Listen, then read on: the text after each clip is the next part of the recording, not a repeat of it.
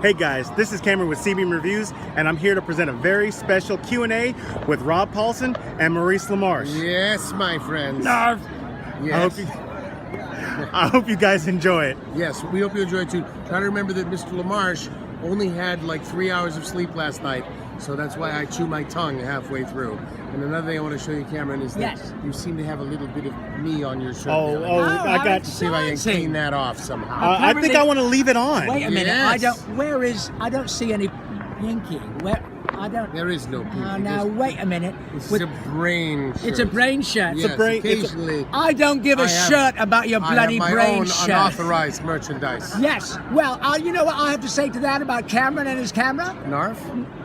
Yes, narf. Point. I got some love from the brain.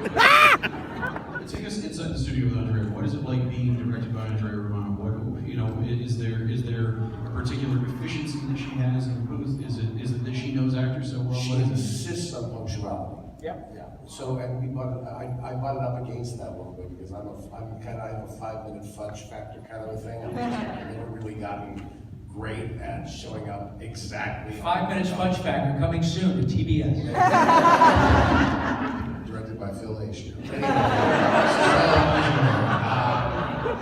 How can you not love my brain? She would be in shape. I mean, I still, straddle in every now and again to a job, but never for Andrea because she made it very clear that that's just not acceptable. And so I do show up on spot on time and clear my schedule and try to shoot for half an hour early and do that. And that way, if I screw up, I'm on time. She's just got her stuff so together. You think that all she thinks about is the show.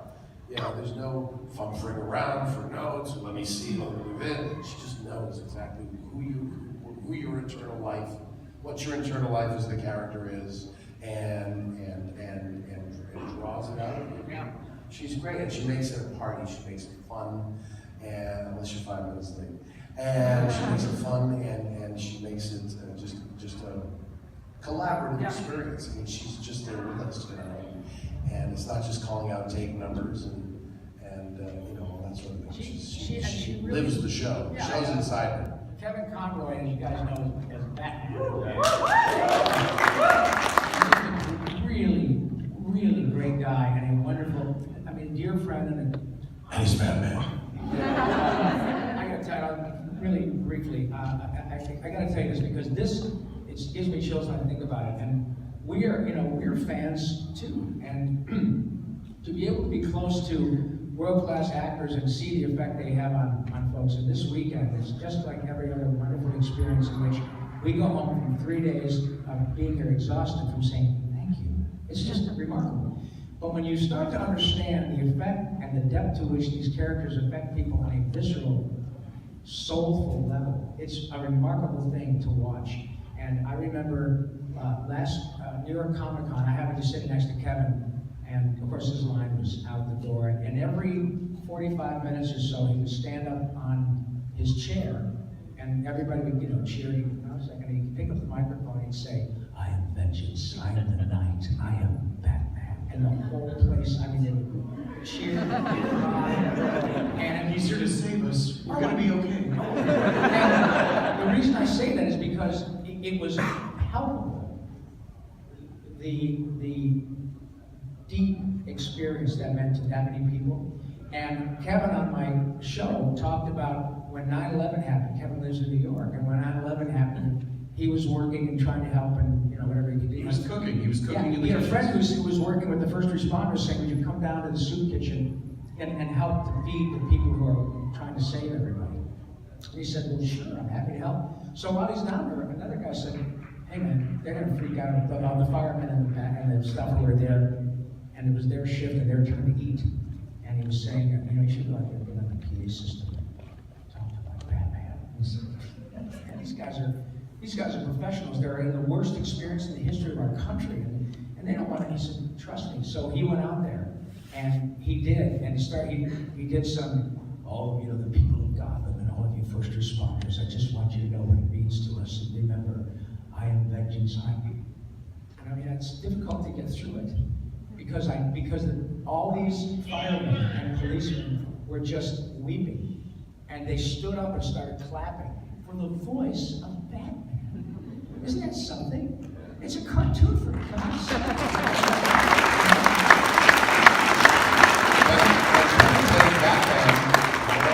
More than often than any of the other of the film Batman, and even God Bless Madam West. Yeah. Kevin has been there. Everybody's Batman. Yes. You know? And the reason I brought him up for that story is because even as deep as that is, he talks about Andrea in such reverential terms. He's a Broadway actor, Yeah. television actor, and He was roommates with Robin Williams at Juilliard. Right. And so he says Andrea she knows how to talk to actors. So when you get it from a guy like Mo says has done for my son, he says, oh, I love the whole franchise. Yeah, Christian Bale, I love that. I love the Chris Nolan movies. But to him, Batman is Kevin, and the Joker is Mark. That's it. Yeah. You know, and that's On the subject of directing, taking it from Andrea, when you, under ideal circumstances, everybody who's hired for a session is on point, has everything, 100%. Sometimes somebody needs a little bit of work.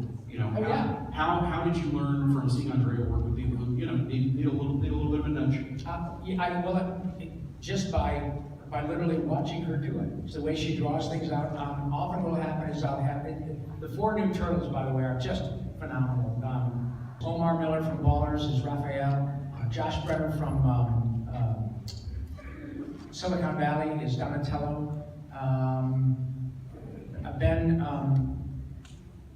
Ben Schwartz, thank you, sweetie. Ben Schwartz from Parks and Rec is Leo. And a terrific actor, Brandon Michael Smith, is Mikey. So and Kat Graham from Vampire Diaries is Gabriel. So they're primarily on-camera folks. Now, they're wonderful actors, but it's a different vibe, And so every now and then there'll be an actor and they don't get it, and they're not getting what the producers want. So instead of beating them up, you just say, great, no worries, we'll get that later, and you turn off the mic and say, this is as good as it's going to get right now. And you don't want the actor to be, and we'll come back to it. So just little things to make the actor comfortable and draw them out. And then every now and then, as a result of a certain amount of deference, because we've been around so long, like when we started doing Turtles, Ben Schwartz, during a take, was looking at his phone, and they were all very cordial, and we took a break, and he said, holy, you know who this guy is? Meaning me. Well, yeah, he's Rob, he's a director. No, this dude is Pinky, he's Yakko. So all of a sudden they go, dude, you tell me how to say it, and I'll do it. And so it's not, I don't do it now automatically, but every now and then they'll say, Rob, just tell me how you'd like me to say it. So, and Andrea will do that too, because the actors trust her. So I've gotten to see a lot of that as well. So we should probably let me stop rambling and... We'll get to everybody, trust me. This is what I do. All right. Hi, Rob, Maurice. Hi. Yeah, I'm seeing you guys Friday. Oh, cheer up, for God's sake. Now, you guys voiced 2 characters together. I remember on an episode of Codename Kids Next Door.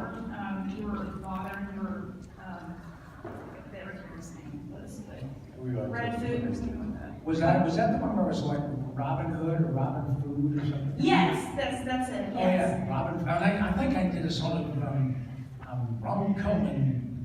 Well, actually, I didn't do a very good Ronald Coleman because Maurice LaMarche is the voice of Toucan Sam.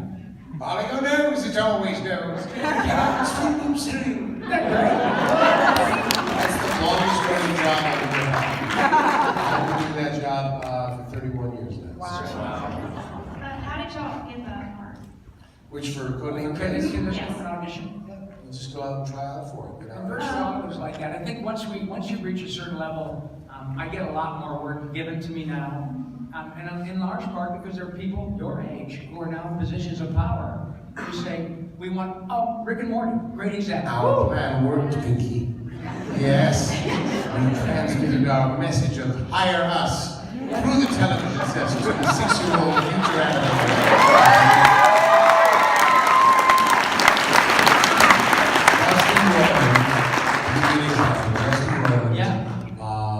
In the second episode, I went in and played a dog accountant in the episode where he's Snowball.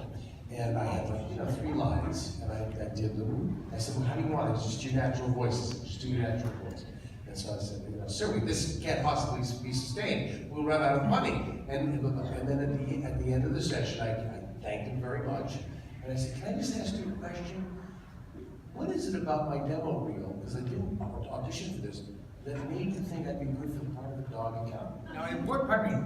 He immediately thought, you called my agent, you listened to my demo. Yeah. Okay, and that's how I got this job. That's how I usually get jobs I don't audition for. They just know, they hear my demo, or they know. I didn't think he seemed a little old to know my work. I didn't know, it didn't occur to me. He just said, when I was in high school, I'd come home every day and watch Pinky and the Brain and Animaniacs.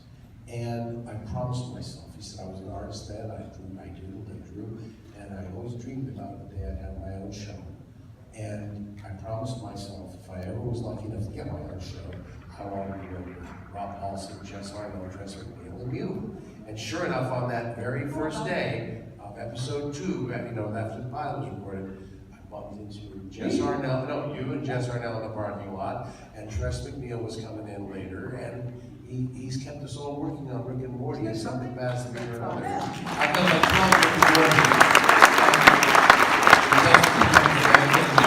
it's amazing, what he's done with that show is one of the most deep and intense and about something shows that's out there on the air. But and I can also tell you categorically that I know precisely where my testicles are. So why? Because I've been married for 30 years. Thank you for that. Yeah, it's a codename. Kid Next Door was a black. D. Bradley Baker was one of those guys who got me on the show. Hi. Hello again. Hi. I just keep trying to get on my face. I was wondering, what was your experience on Star Trek when you guys did that skit where Brain was wearing that pinky? The experience on what show? Oh, like on a Nostalgia Critic. Oh, Nostalgia Critic. Oh, yeah. Okay. Go ahead, Brad. You're in Connecticut. And that's the name, right? Yeah, Connecticut, yeah. Connecticut. And Doug comes up to us and she goes, guys, Doug Walker, and comes up to us and says, guys, I'm a huge fan. I'd love to interview you for my podcast. So he first sat down and did his podcast on the couch. He said, would you guys come to the room and I wrote something kind of special. Moment out. Sure, we're going to Well, talk about it. Sure. yeah, we could probably get out of here and just have us on your podcast, so sure. So we go up. And it literally is the way it is on the video. Yeah. If the video was rolling, we walked in, he had the strips, and we did this tirade that Brain takes out on poor Pinky with F-bombs and S-bombs and Oh my God, my brain is something!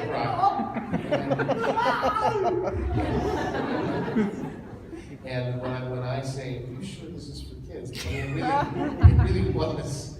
My uncertainty was real. And he said, just go, it'll be great. And we did it a couple more times until we got more actory. But that's really the way it worked. Yeah. And he didn't tell us the backstory of it. He didn't tell us the whole thing about the purge and that it would be married to this whole long narrative about how he's got to go back in time to break up Pinky and the Brain and prevent the downfall of Western civilization. So somebody leaked the animation early, and it was just like, I would say 90% of the people were like, this was awesome, we've been waiting for Brain to say this forever, blah, blah, blah. And then, right in the comments on YouTube, why'd you guys do this? You destroyed my childhood. and that meant more. That hit me harder than all the compliments, oh, awesome, F-bomb, Brain, go kick his ass, No, and it was a valuable lesson. And look, I'm not a prude at all, but I know, I'm not, like I said, I get that. And there are many people to whom these characters are so personal. And it's not worth, trying to be the cool kid in school to do something that is, just to get a rise.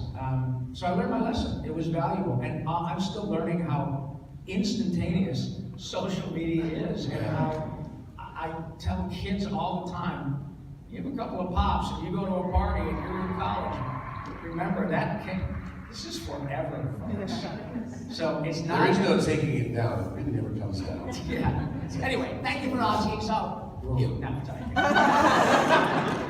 Hi. This guy's got a whole setup. Well, I'm taking stuff everywhere, so I don't want to leave behind. Once again, thank you both. Saw you last night.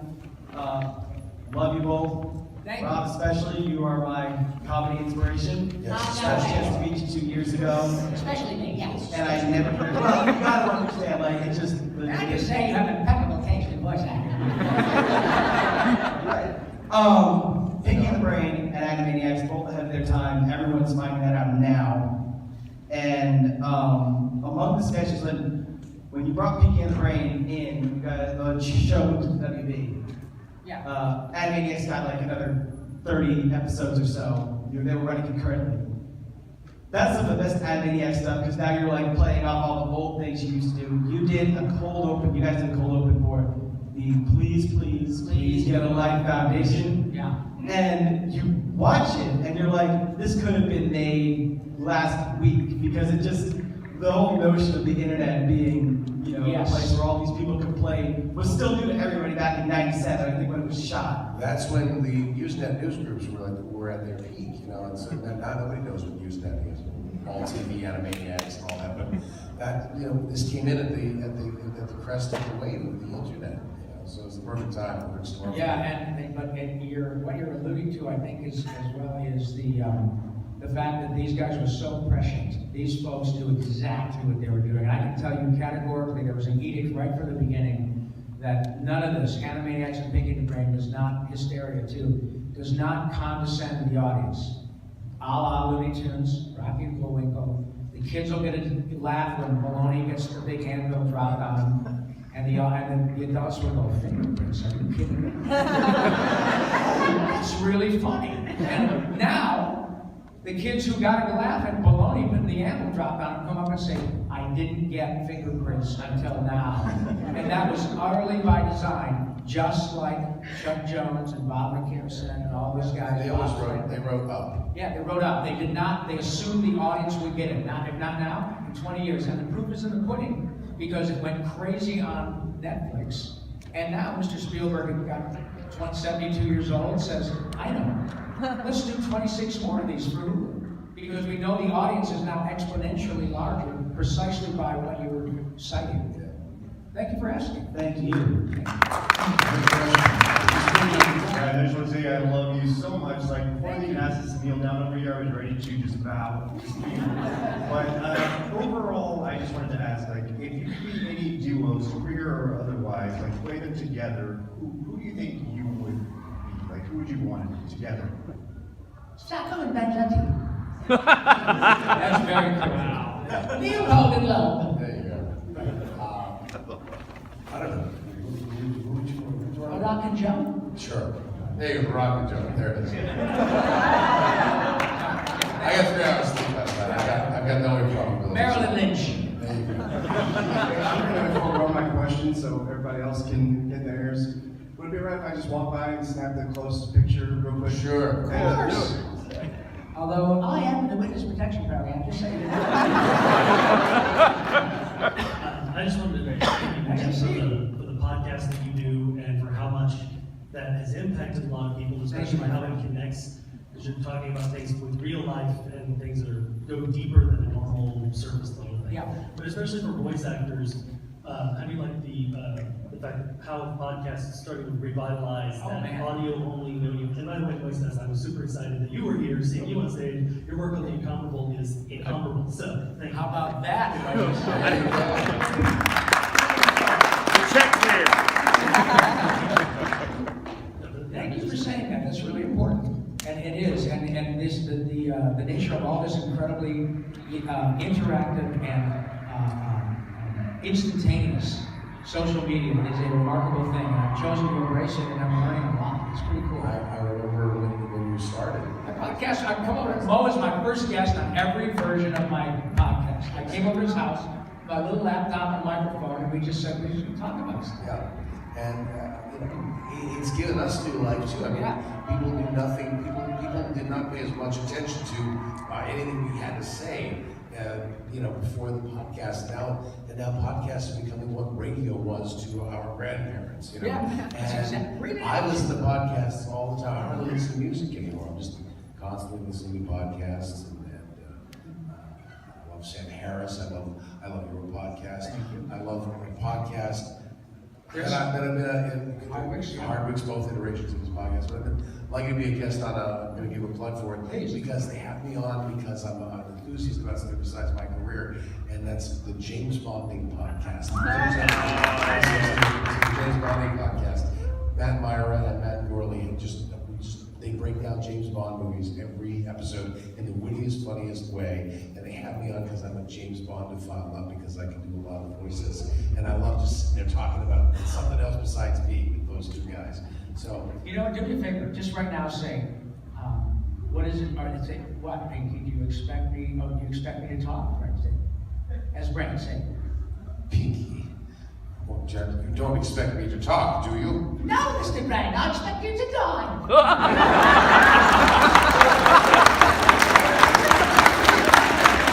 Did not see that coming. Anyway. No, Mr. Brand, I expect you to die. Hi, George. I had a little pressure. Sorry. Too soon! What is it like to work and live in LA? Hot. Hot, dry, lots of freaking traffic. well, when the stakes Excellent. The next question they are here. it's a unique experience to say the least, and I've had 40 years of unique experiences.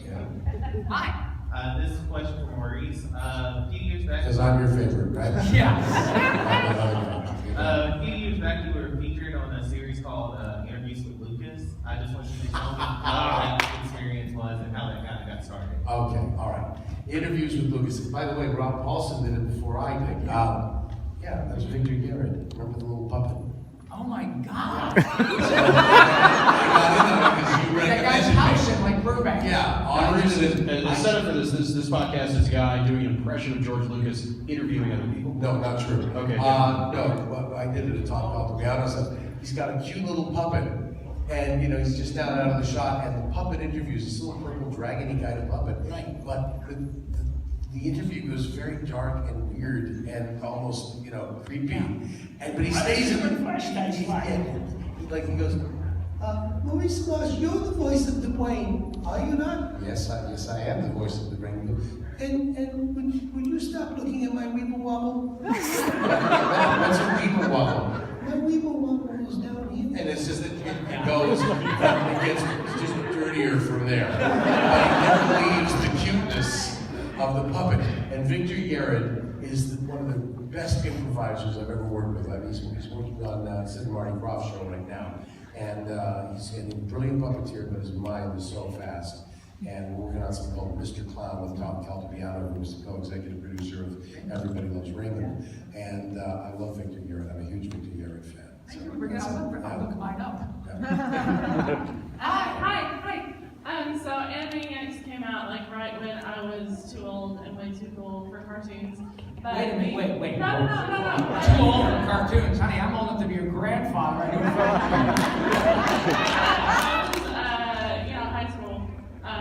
Just started high school. No, I know the age you're talking about. Yeah, but me and my friends would all come to my house and watch Animaniacs, even though we were way too cool. It's like a secret society. And I hope the FBI statute of limitations were out because I would record them on VHS and then we'd all work together. And back then, TV shows didn't have soundtracks, and so I would loop it through the stereo and make cassettes so we could listen to. And my favorite was I made a whole loop of the "Are you thinking what I'm thinking?" brain, and that was my favorite loop. And my favorite one was. Wait, let me ask it to you. Okay. What's your name? Melissa, are you pondering what I'm pondering? I think so, brain, but me and Pippi Longstocking, but with the children look like. Excellent.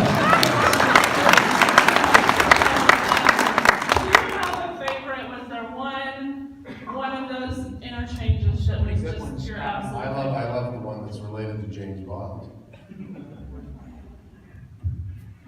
Oh, God, okay. Pinky, are you pondering what I'm pondering? I think so, babe, but why would anyone want to pierce Brosnan?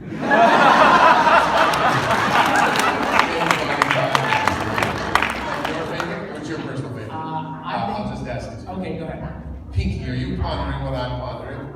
I think so, babe, but Jimmy Craig's calling nobody cares. Why does he keep doing it? We're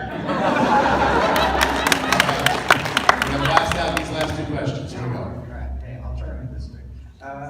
Well, I mean, this is for Rob because I think I already talked to you later. No offense. It's your favorite. But, Be careful, what do you call young man? well, for a long time, I think it's like 6 years old, one of my favorite comics of all time. Well, there was a comic book by Bill Watterson called Calvin and Hobbes. Oh, yeah. And for some reason, like whenever I read like Calvin talking to his imaginary tiger Hobbes, for some reason it was your voice as Hobbes, and I didn't realize that until I was like 10 or 12. I was listening to like Animaniacs, and you know, it was like, that's so weird. He sounds like Hobbes. I don't know, it's like, in my mind, it's like you kind of have the pitch of Pinky, but you're not all crazy on British and stuff. You should kind of talk normal, but it is so cool, and I would love to see something like that, and like talking tunes or something where you do comments, I don't know whether it be. You know, that's a very clever idea. Yeah, thank you very much. And I'll play Calvin. That's a very interesting idea, and thank you for reading me. The only, issues, of course, we had to be worried about would be copyright issues in terms of that sort of thing. Yeah. But it's a very clever idea. Thank you. Sorry, now I'm thinking play Coffin. Honestly, I think the young kid from The Incredibles who plays Dash could. I think the original one's like 20 or something, but I don't know. Get any young blonde kid play it. Yeah. I think a grassroots campaign to get these guys doing Calvin and Hobbes is not a bad way to spend some time. Last question. It's good, right?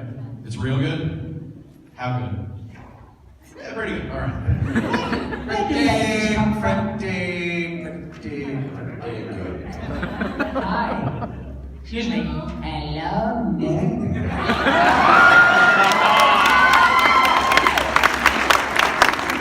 That's just creepy enough. Hi. Hi. Oh, she's so cute, honey. It's okay, really. We don't bite, huh?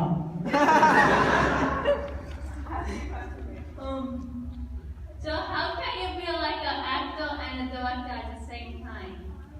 Well, He runs back and forth. Yeah. It's really fun to watch because he breaks his sweat and goes in there and goes, Rob, could you say it a little louder, a little faster? And then he goes, Right. Screw you, Donatello! It's funny. It's like watching Clark Kent direct himself. Sweetie, it is not nearly as difficult as it sounds. If I happen to be working in the show in which I'm directing, then I can do it on the other side of the glass, and I'll say, let me try that again. Or if I'm working with Maurice, I'll say, Mo, could you do one more? Or I know the breadth of Mo's talent, so I can say, oh my goodness, would you do this as blah, blah, blah, and then the producers it makes me look like a total genius because they think, oh, that's incredible. It's like, yeah, I've known Mo for 100 years, so I know how good he is. Meanwhile, I sit there and go, what are you doing? You're just an actor. You're supposed to, oh wait. But you know what? What it mainly is an incredible privilege to be able to make a living doing something not only that I would do anyway, but that ultimately brings so much joy to so many people, not the least of whom are Maurice and myself. We are so grateful and so fortunate that you folks take the time to come and listen to us ramble and watch our stuff and share it with your friends and your family. And it is a hackneyed expression, but I'm telling you, you cannot have too much happy, So keep doing it, man. Keep spread it around. And thank you very much for taking the time to listen to us pontificate. Digital.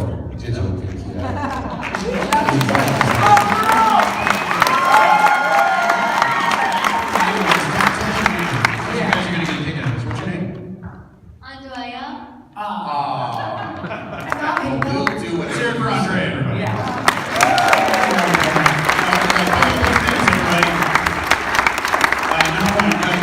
If you want to follow me, I'm @YakoPinky on Twitter. And I'm at Maurice LaMarche, all one word, MauriceLaMarche on Twitter, and on Instagram I'm at Maurice_LaMarche. Same here. I'm Rob_Paulsen on Instagram, and my podcast is a blast. It's called Talkin' Tunes, TALKIN_TOONS, and you can find it at the Nerdist channel, right? And on iTunes, right? I think they're going to strip it off and do an audio version on iTunes as well. But it really is an absolute honor. We have worked very hard for this privilege, and thank you for giving us. I have to personally thank you, Rob, because Talking Tunes is the reason that I am able to do background research on so many of these video games that I get to post. Let's hear it.